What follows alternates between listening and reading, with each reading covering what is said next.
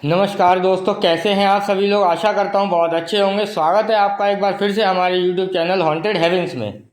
दोस्तों, आज के इस एपिसोड में मध्य प्रदेश के रीवा नाम के शहर में घटी एक खौफनाक भूतिया घटना की कहानी लेकर आ गया हूं। इसे सुनने के बाद आप लोग हकीकत में तो दूर की बात है, सपने में भी वो गलती नहीं करेंगे जो गलती साहिल नाम के लड़के ने होशो हवास में कर दिया था। आइए जानते हैं इस पूरी घटना की कहानी पूरी डिटेल में। रवि नाम का जो लड़का है अच्छी खासी अपनी ज़िंदगी बिता रहा था, जैसे कि हर आम तौर पे लड़के लड़कियां अपनी ज़िंदगी बिताना चाहते हैं। इसके परिवार में इसका एक छोटा भाई था और इसके मम्मी पापा थे।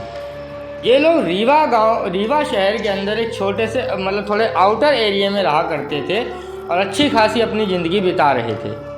इन दोनों भाइयों की पढ़ाई भी अच्छी खासी चल रही थी, लेकिन इसकी एक बड़ी गंदी आदत थी कि जब कभी भी इसका घूमने का मन करता था, ये दिन नहीं देखता था, रात नहीं देखता था, बस निकल जाया करता था घूमने के लिए।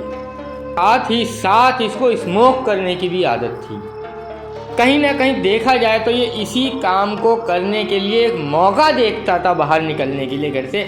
इसे टाइम नहीं दिखता था, रात को 10 बज रहे हैं, 12 बज रहे हैं, 2 बज रहे हैं, बस निकल जाता था ऐसे ही घूमने के लिए। इसका अक्सर घूमने का जो टाइम हुआ करता था वो रात के समय होता था, जब इसके घर वाले अधिकतर सब सो जाया करते थे। इसके घर के पास में ही एक चाय की टपरी थी छोटी सी, जहाँ पर इसको अपने स्मोक करने के लिए बीड़ी सिगरेट का सामान मिल जाया करता था। टपरी जो थी ये लगभग सुबह के 5-6 बजे तक खुली रहती थी।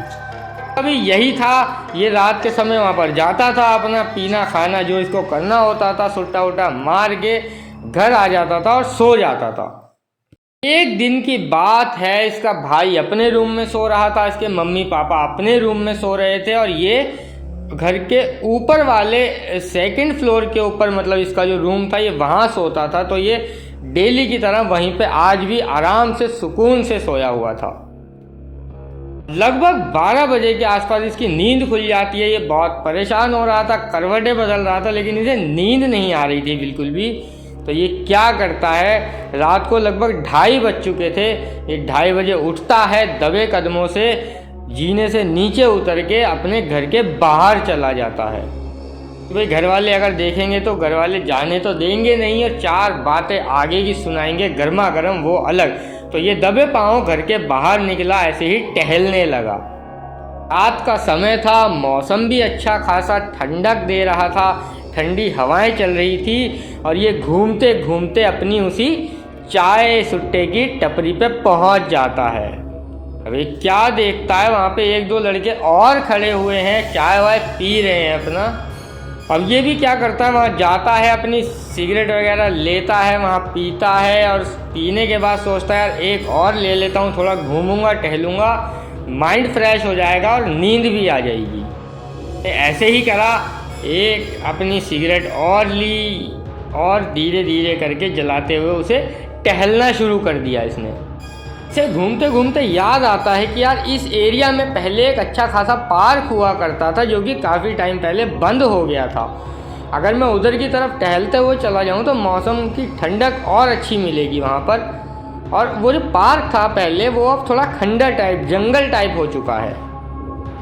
जंगल कहने का मतलब है घास फूस उग गए हैं, पेड़ उग गए हैं बड़े बड़े। वो पार्क काफ़ी टाइम से बंद है, इसको ये तो नहीं मालूम क्यों बंद है, लेकिन वो काफ़ी टाइम हो चुका है उस पार्क को बंद हुए हुए। फाइनली ये ऐसे ही टहलते हुए उस पार्क के जंगली एरिया में पहुंच जाता है।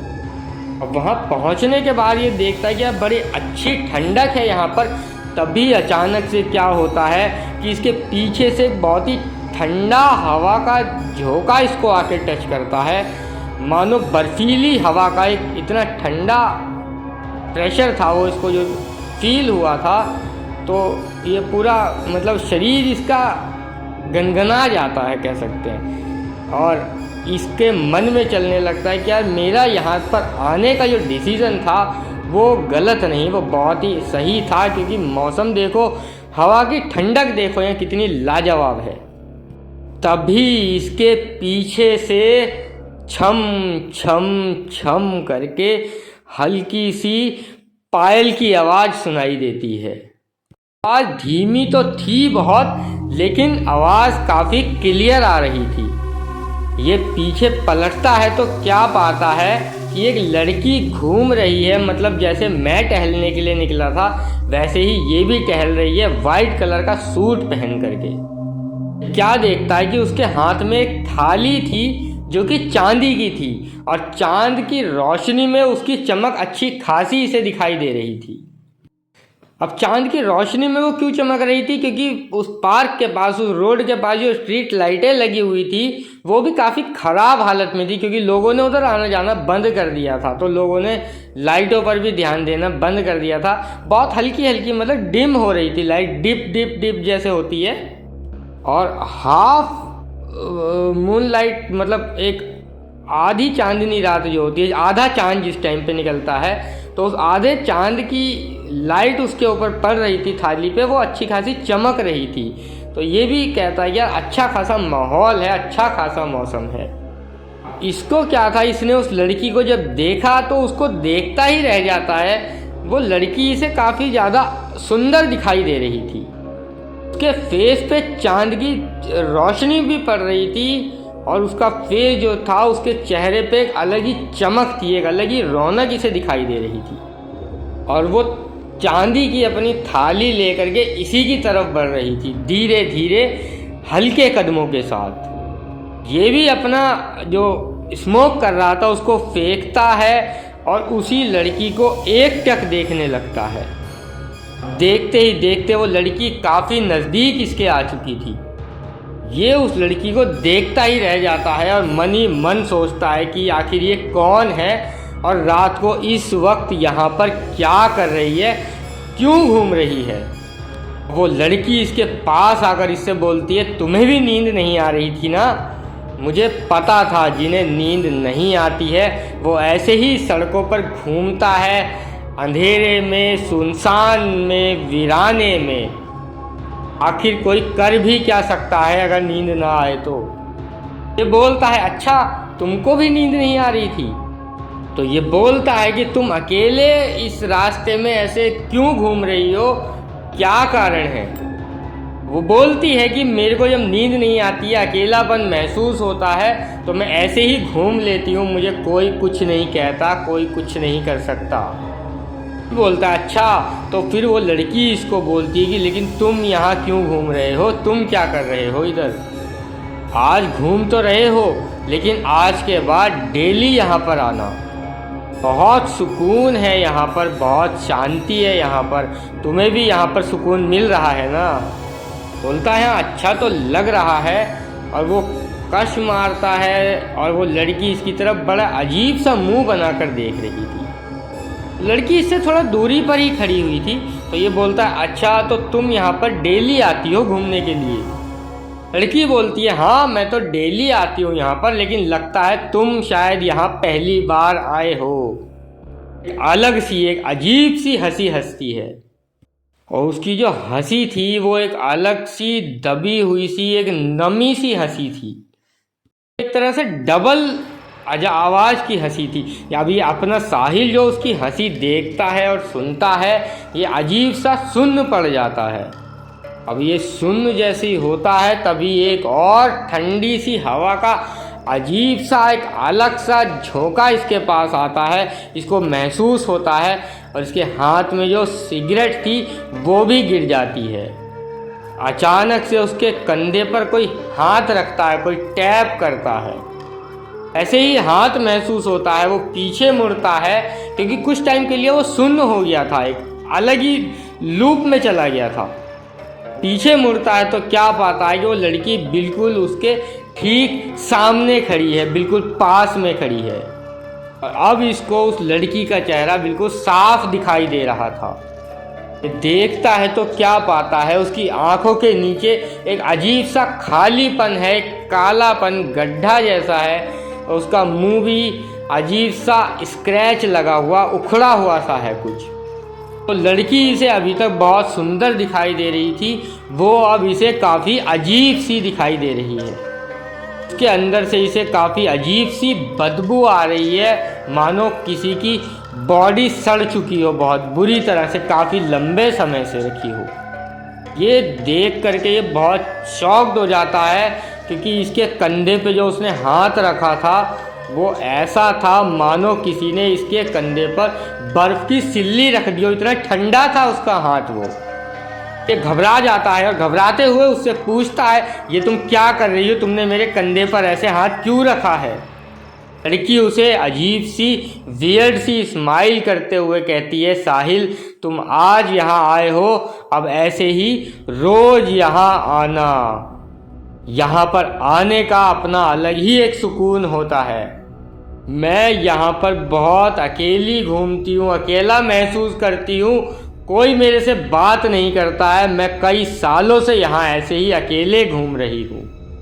भाई घबराते हुए उससे पूछता है कि क्यों, ऐसा क्यों, तुम अपने घर क्यों नहीं जाती। लड़की बोलती है, घर नहीं, घर तो मुझे नहीं मालूम, मेरे को तो कुछ नहीं मालूम, मैं तो बहुत सालों से यहीं पर घूम रही हूँ। जब से मैं यहाँ सड़क पर पड़ी थी तभी से मैं यहाँ ऐसे ही घूम रही हूँ बस। इतना सब देखने और सुनने के बाद साहिल समझ जाता है कि ये कोई लड़की नहीं हो सकती, या फिर अगर लड़की है भी तो ये सही नहीं है, कोई पागल है या इसका दिमागी संतुलन हिला हुआ है। ये बिना कुछ सोचे समझे, बिना समय गवाए यहाँ से फ़ौरन निकल जाना चाहिए। ये इतना सोच ही रहा था, जैसे ही इसने ये सोचा कि ये लड़की नहीं हो सकती, वो लड़की जोर से अजीब तरीके से धड़ाके लगाकर हंसती है और कहती है, साहिल अब तो तुम्हें रोज़ यहाँ आना पड़ेगा, मैं बिल्कुल अकेली, बिल्कुल तन्हा हूँ। इसका फेस इतना खतरनाक हो चुका था, इतना भयानक हो चुका था, मानो कोई देख ले तो उसका खून सूख जाए। अब उसकी इस तरह की शक्ल और हंसी देखकर साहिल बहुत बुरी तरीके से घबरा जाता है, डर जाता है। और वहाँ पे उसने देखा कि उसकी जो सिगरेट थी जो उसके हाथ से गिर गई थी, बिना सोचे समझे खटाक से उसको उठाता है और समझ जाता है कि जब तक ये मेरे हाथ में था ये मेरे पास नहीं आ रही थी, और जब तक शायद ये मेरे हाथ में रहेगा ये मेरे पास नहीं आएगी। कि जैसे ही मेरे हाथ से ये गिरा था तो तभी इसने तुरंत मेरे को कंधे पे टैप किया था। हो ना हो ये कोई लड़की तो साधारण नहीं हो सकती, हो ना हो ये कोई ना कोई प्रेतनी, पिशाचिनी या चुड़ैल है। उसने फटाक से अपनी सिगरेट नीचे से उठाई और बिना सोचे समझे वहाँ से बहुत तेज भागना शुरू किया, बिना पीछे पलटे। और इसके पीछे से अजीबोगरीब घुर्राने की आवाज़ें, चीखने की आवाज़ें, अजीबोगरीब बहुत सड़ी हुई बदबू, अजीबोगरीब हरकतें इसके पीछे हो रही है। लेकिन इसने एक बार भी पीछे पलट कर नहीं देखा। ये वहाँ से भागते भागते अपनी उसी चाय की टपरी के पास पहुँचता है, और इसकी किस्मत अच्छी थी कि वो चाय की टपरी वाला अभी भी वहाँ पर था। अब ये वहाँ पर उससे पानी लेता है, मुँह धोता है, उससे एक और सिगरेट लेता है, उसे जलाता है और भागते भागते सीधा अपने घर की तरफ जाता है। ये सीधा अपने घर के गेट पे पहुँचता है, सिगरेट फेंकता है और सीधा भागते हुए गेट खोलकर अपने कमरे में जाकर के लेट जाता है।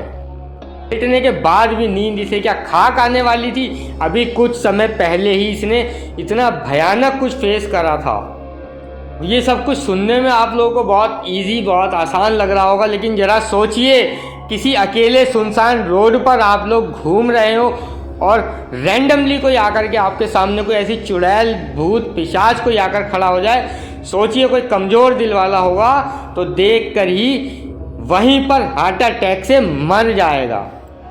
हो ना हो इसका दिल काफ़ी मजबूत था। अब ये बेड पर लेटा हुआ है, अपना माइंड डाइवर्ट करने की कोशिश कर रहा है, फ़ोन चला रहा है, आंखें बंद कर रहा है, कभी कुछ कर रहा है, लेकिन इसके सामने बार बार उसी चुड़ैल की शक्ल सामने आ रही है। जो भी थी 2-3 घंटे की जो रात बची हुई थी, ये नहीं सो पाया। जैसे तैसे करके इसने वो 2-4 घंटों का रात का समय काटा।